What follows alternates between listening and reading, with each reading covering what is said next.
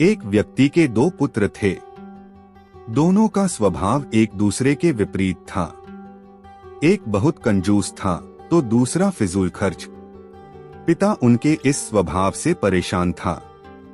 उसने कई बार उनको समझाया, लेकिन उन्होंने अपना स्वभाव नहीं बदला। एक दिन पिता को पता चला कि उनके गांव में एक सिद्ध महात्मा पधारे हैं। वह उनके पास इस आस में पहुंच गया कि शायद वो उसके पुत्रों को समझा सके।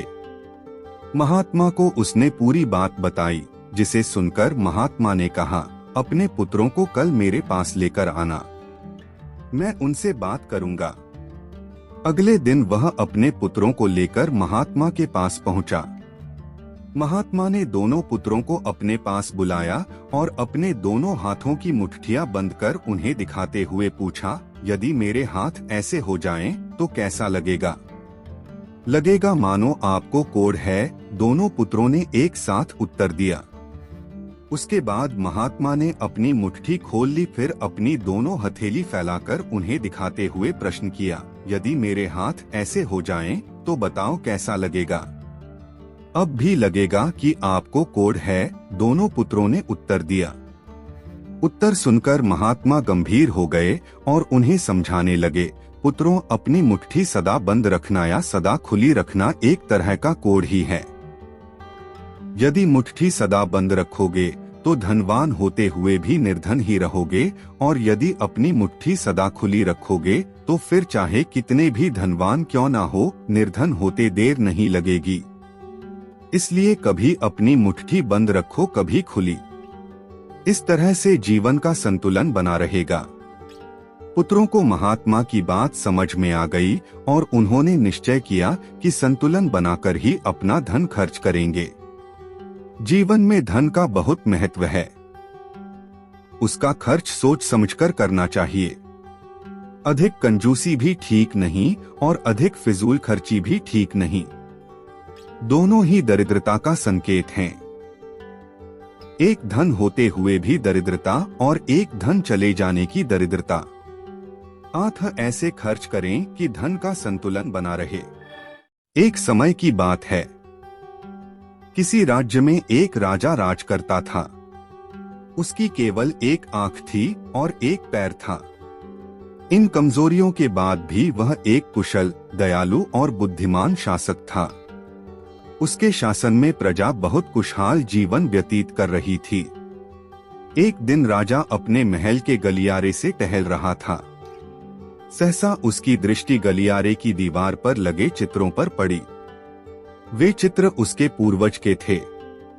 उन चित्रों को देख राजा के मन में विचार आया कि भविष्य में जब उसके उत्तराधिकारी महल के उस गलियारे से टहलेंगे तो उन चित्रों को देख अपने पूर्वजों का स्मरण करेंगे। राजा का चित्र अब तक उस दीवार पर नहीं लगा था। अपनी शारीरिक अक्षमताओं के कारण वह नहीं जानता था कि उसका चित्र कैसा दिखेगा, लेकिन उस दिन उसने सोचा कि उसे भी अपना चित्र उस दीवार पर लगवाना चाहिए। अगले दिन उसने अपने राज्य के श्रेष्ठ चित्रकारों को दरबार में आमंत्रित किया। दरबार में उसने घोषणा की कि वह महल में लगवाने के लिए अपना सुंदर चित्र बनवाना चाहता है। जो उसका सुंदर चित्र बना सकता है वह चित्रकार आगे आए। चित्र जैसा बनेगा वैसा ही उस चित्रकार को इनाम दिया जाएगा। दरबार में उपस्थित चित्रकार अपनी कला में निपुण थे, लेकिन राजा की घोषणा सुनने के बाद वे सोचने लगे कि राजा तो काना और लंगड़ा है, ऐसे में उसका सुंदर चित्र कैसे बन पाएगा। चित्र सुंदर नहीं दिखा तो हो सकता है राजा क्रोधित होकर उन्हें सजा दे दे। यह विचार किसी को आगे आने का साहस न दे सका। सब कोई न कोई बहाना बनाकर वहां से चले गए। वहां मात्र एक युवा चित्रकार खड़ा रहा। राजा ने उससे पूछा, क्या तुम मेरा चित्र बनाने को तैयार हो? युवा चित्रकार ने हामी भर दी। राजा ने उसे अपना चित्र बनाने की आज्ञा दे दी। अगले ही दिन से वह चित्रकार राजा का चित्र बनाने में जुट गया। कुछ दिनों बाद चित्र बनकर तैयार था। जब चित्र के अनावरण का दिन आया तो दरबार में दरबारी सहित वे सभी चित्रकार भी उपस्थित हुए जिन्होंने राजा का चित्र बनाने से इनकार कर दिया था। सभी उत्सुकता से चित्र के अनावरण की प्रतीक्षा कर रहे थे। जब चित्र का अनावरण हुआ तो राजा सहित सबके मुंह खुले के खुले रह गए। चित्र बहुत ही सुंदर बना था। उस चित्र में राजा दोनों तरफ पैर कर घोड़े पर बैठा हुआ था, जिसे एक ओर से चित्रित किया था और उसमें राजा का एक ही पैर नजर आ रहा था। साथ ही राजा धनुष चढ़ाकर एक आंख बंद कर निशाना साध रहा था, जिससे उसके काने होने की कमजोरी छुप गई थी। यह चित्र देख राजा बहुत प्रसन्न हुआ। चित्रकार ने अपनी बुद्धिमत्ता से उसकी अक्षमताओं को छुपाकर एक बहुत सुंदर चित्र बनाया था। राजा ने उसे पुरस्कृत करने के साथ उसे अपने दरबार का मुख्य चित्रकार बना दिया।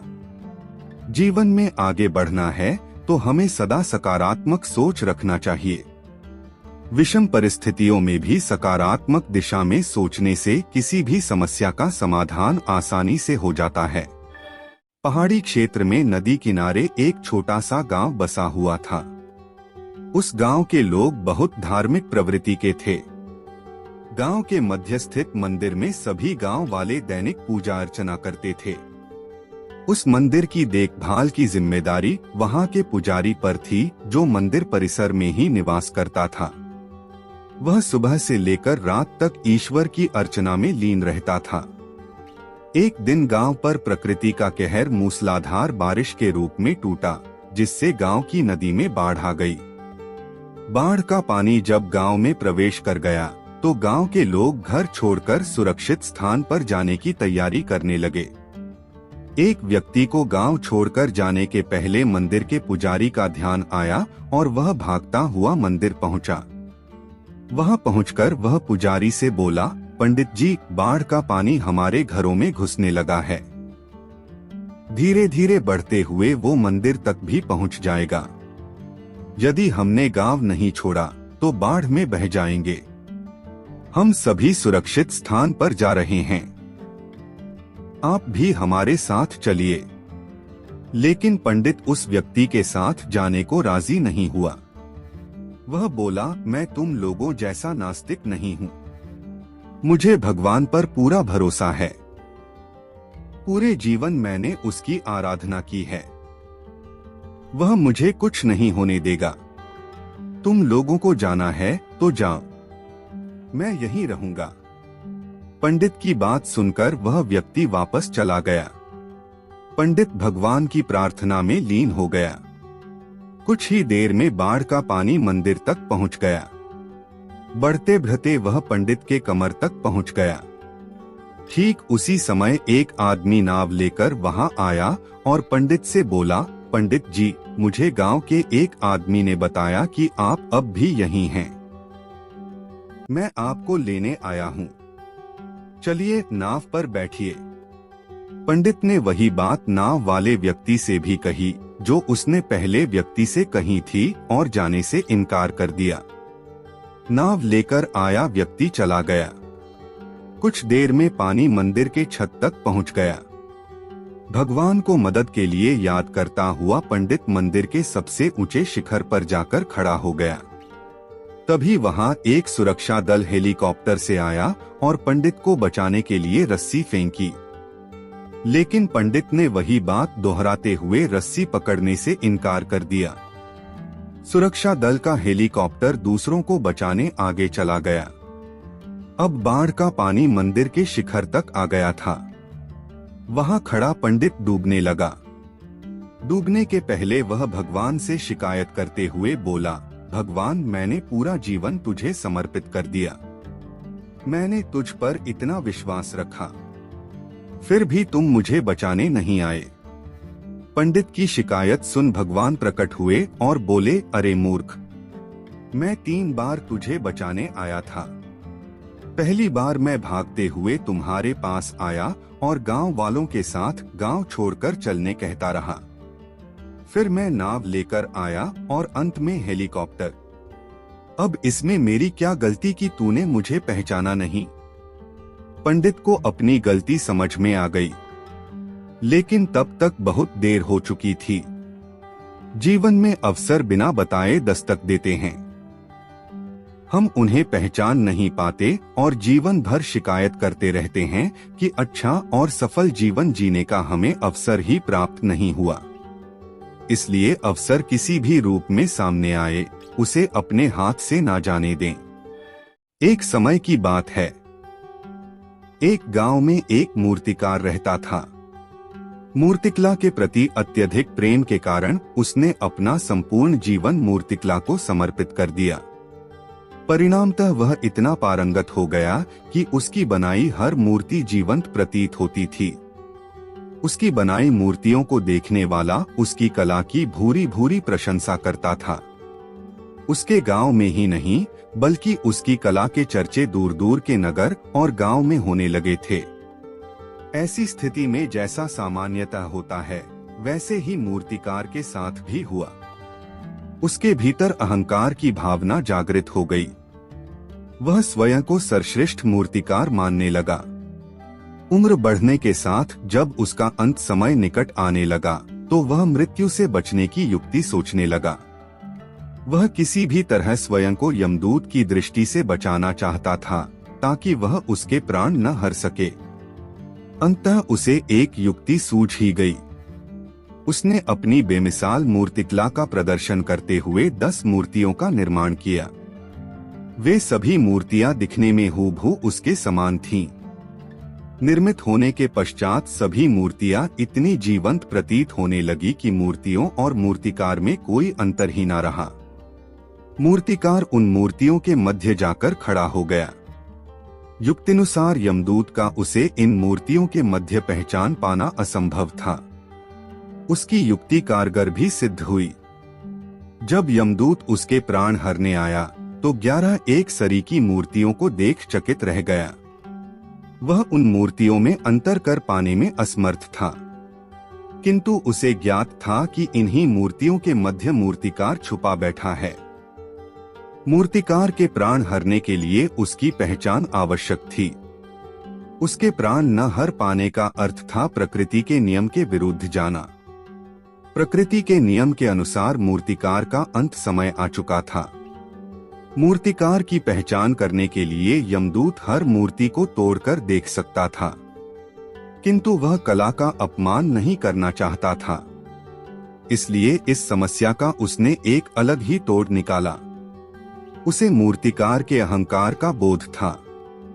अतः उसके अहंकार पर चोट करते हुए वह बोला, वास्तव में सब मूर्तियां कलात्मकता और सौंदर्य का अद्भुत संगम है।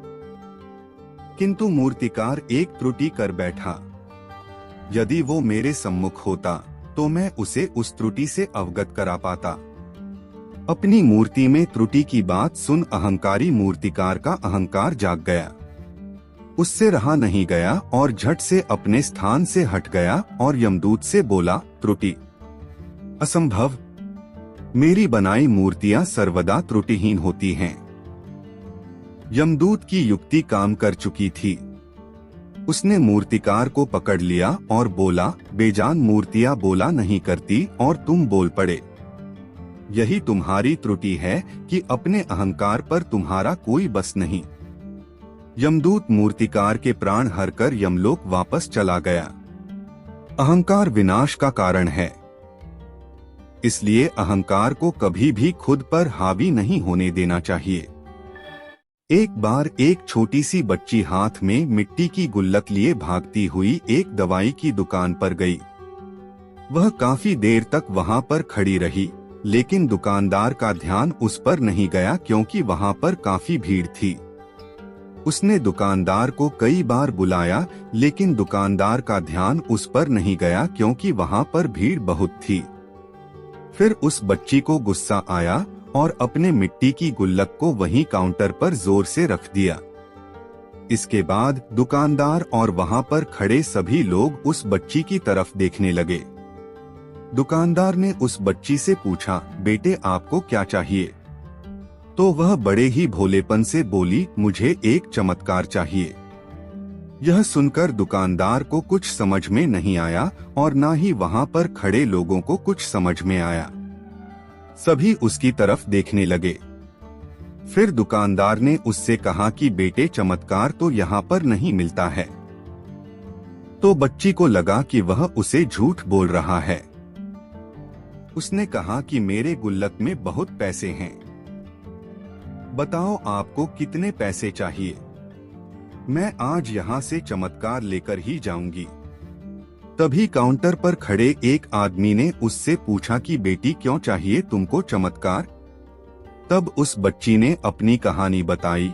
अभी कुछ दिन पहले मेरे भाई के सर में बहुत तेज दर्द हुआ। मेरे पापा मम्मी उसको हॉस्पिटल ले गए।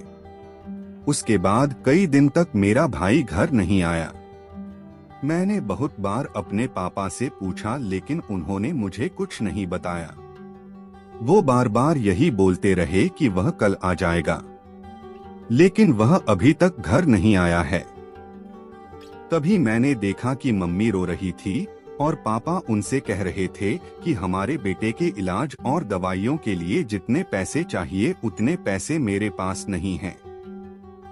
अब उसको कोई चमत्कार ही बचा सकता है। तब मुझे लगा कि मेरे पापा के पास अगर पैसे नहीं भी हैं तो क्या हुआ, मेरे पास तो है। इसलिए मैंने जितने भी पैसे जोड़ रखे थे वह सारे पैसे लेकर मैं इस दवाई की दुकान पर आई हूँ ताकि चमत्कार खरीद सकूं। फिर उस आदमी ने बच्ची से पूछा कि कितने पैसे हैं तुम्हारे पास? यह सुनते ही बच्ची ने गुल्लक उठाई और जमीन पर पटककर उसे फोड़ दिया और पैसे गिनने लग गई। वहां पर खड़े सभी लोग उसे देख रहे थे। थोड़ी देर बाद उसने सारे पैसे इकट्ठे किए और बोली, मेरे पास पूरे 19 रुपए हैं। वो जो आदमी वहां पर खड़ा था वह थोड़ा सा मुस्कुराया और बोला, अरे तुम्हारे पास तो पूरे पैसे हैं, इतने का ही तो आता है चमत्कार। यह सुनकर वह बच्ची बहुत खुश हो गई और बोली, चलो मैं आपको अपने पापा से मिलवाती हूँ। बाद में पता लगा कि वह आदमी कोई आम आदमी नहीं था, बल्कि एक बहुत बड़ा न्यूरो सर्जन था और उसने सिर्फ 19 रुपए में उसके भाई की सर्जरी कर दी। उसका भाई कुछ दिन बाद ठीक हो करके घर वापस आ गया। फिर कुछ दिन बाद वह बच्ची, उसका भाई, उसके पापा और मम्मी चारों एक साथ बैठे हुए थे और बात कर रहे थे। तभी उसकी मम्मी ने उसके पापा से पूछा कि अब तो बता दो, यह चमत्कार आपने किया कैसे? तब उन्होंने अपनी बेटी की तरफ देखकर कहा, चमत्कार मैंने नहीं, इसने किया है। तो यहाँ पर एक बहुत बड़ा सबक है जो हम उस छोटी सी बच्ची से सीख सकते हैं। जिंदगी में कभी कभी ऐसा होता है कि हमको कोई रास्ता नजर नहीं आ रहा होता है और हम लोग हिम्मत हार जाते हैं। तब हमारे अंदर एक बच्चा होता है जो कोशिश करने से कभी पीछे नहीं हटता है। वह हार मानने को तैयार ही नहीं होता है क्योंकि उसको ना शब्द समझ नहीं आता है। वह बच्चा जिसके लिए कुछ भी नामुमकिन नहीं है, क्योंकि वह हर हाल में कोशिश करता ही रहता है। एक बार एक बहुत बड़ा बिजनेसमैन एक छोटे से गांव में जाना चाहता था। उसका मकसद होता है उस गांव में एक बड़ी सी फैक्ट्री लगाना। वह एक ऐसी जगह पर पहुंच जाता है जहां पर उसके सामने एक नदी होती है और उस नदी के सामने वह गांव होता है। अब उसके सामने दो रास्ते थे। पहला यह कि वह सड़क के रास्ते घूमकर उस गांव तक पहुंचे, जिसमें लगभग 10 घंटे लगेंगे क्योंकि वहां तक पहुंचने का कोई सीधा रास्ता नहीं था। दूसरा रास्ता यह था कि वह एक नाव में बैठकर नदी के रास्ते उस गांव तक पहुंच जाए, जिसमें केवल 20 मिनट ही लगते। तो अपना टाइम बचाने के लिए उसने उस नाव के जरिए गांव तक पहुंचने का फैसला किया। वह नाव बहुत छोटी सी थी, जिसमें एक तरफ वह आदमी बैठा था जो नाव चला रहा था और दूसरी तरफ वह बिजनेसमैन बैठा था।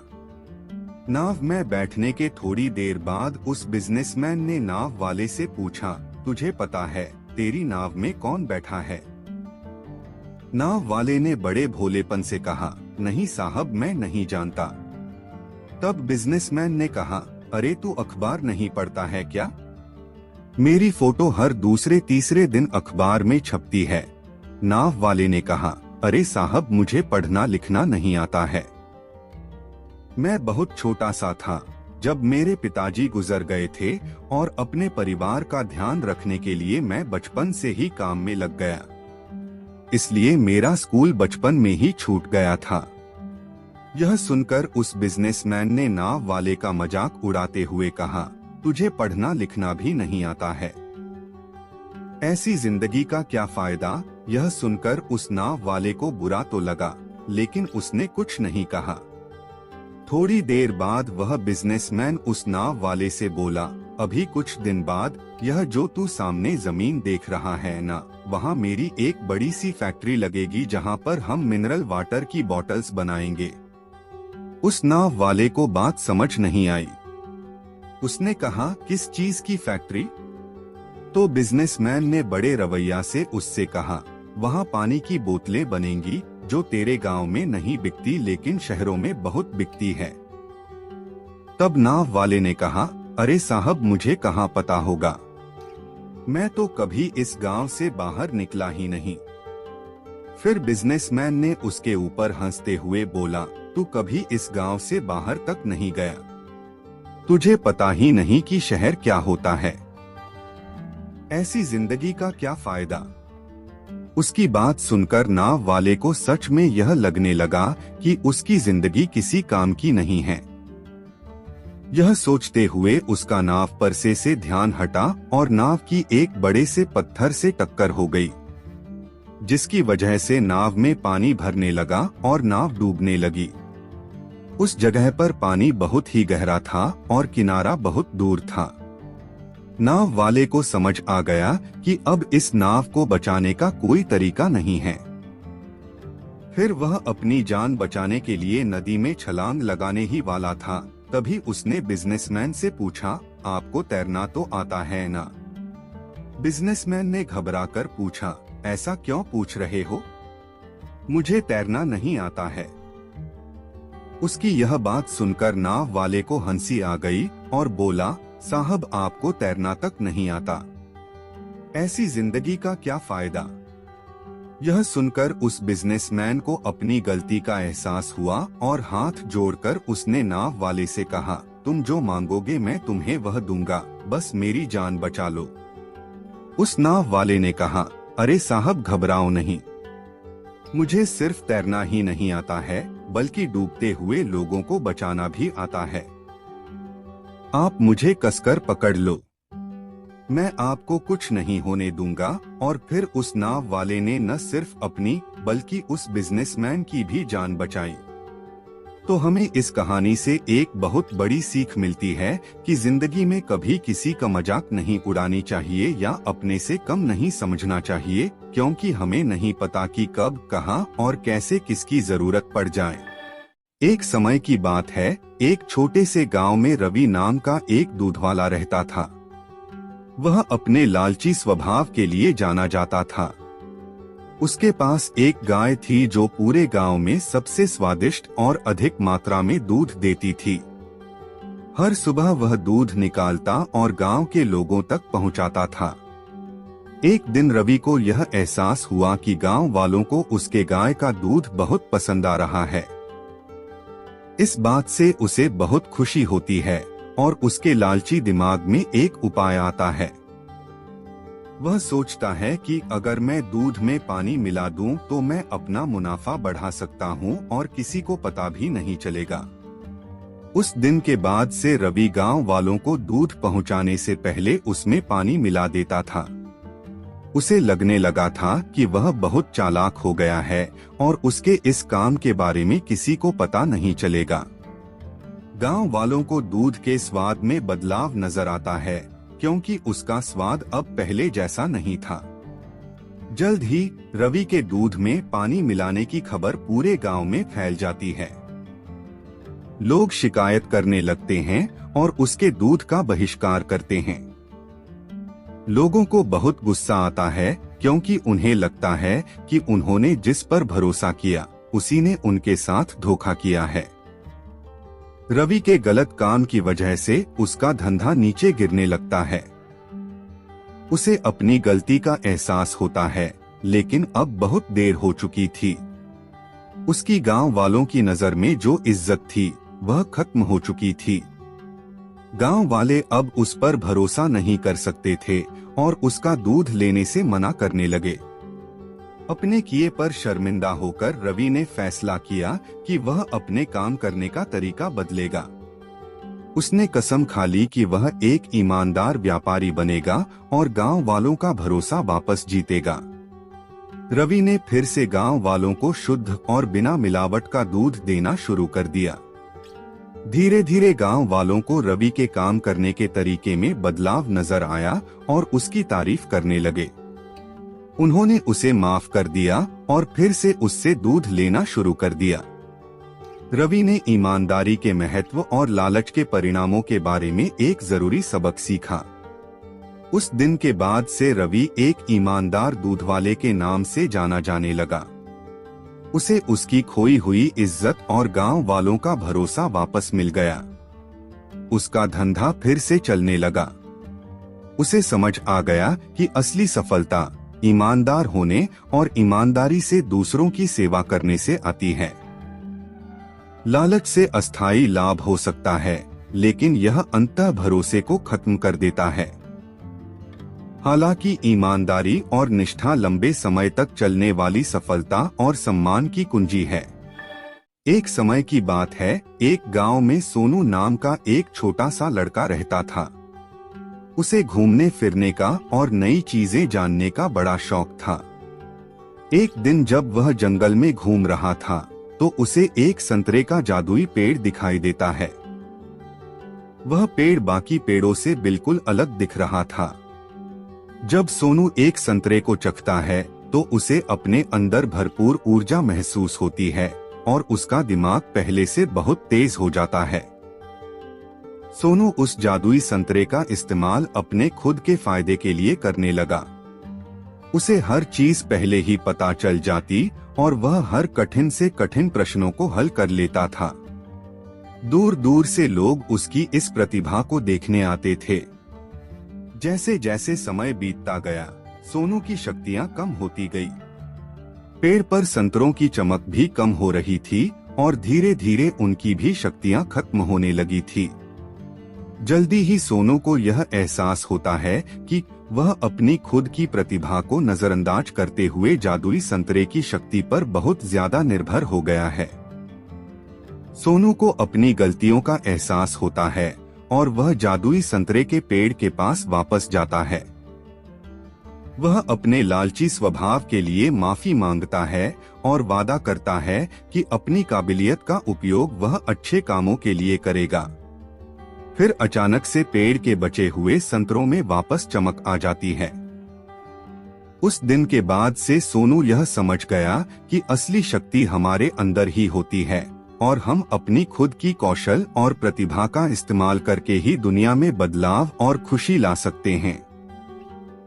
हमें सफलता प्राप्त करने के लिए किसी जादू या शक्ति के बाहरी स्रोतों पर निर्भर नहीं रहना चाहिए, बल्कि हमें अपनी क्षमताओं को बढ़ाने पर ध्यान देना चाहिए और उनका उपयोग करके दुनिया में सकारात्मक बदलाव लाना चाहिए।